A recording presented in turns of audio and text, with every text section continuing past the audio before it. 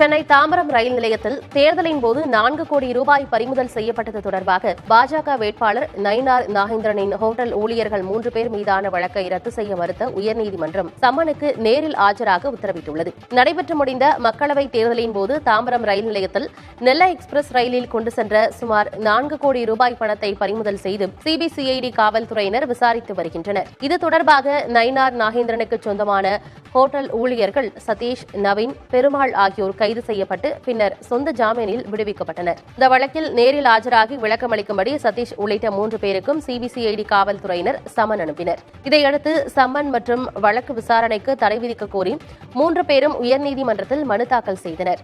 இதையடுத்து தற்போதைய நிலையில் விசாரணைக்கு தடை விதிப்பது அல்லது சம்மனை ரத்து செய்தால் அது விசாரணையை பாதிக்கும் என்றும், எனவே மனுதாரர்கள் சம்மனுக்கு நேரில் ஆஜராகி விளக்கம் கொடுக்க வேண்டும் எனவும் நீதிபதி ஜெயச்சந்திரன் உத்தரவிட்டு மனுவை தள்ளுபடி செய்தார்.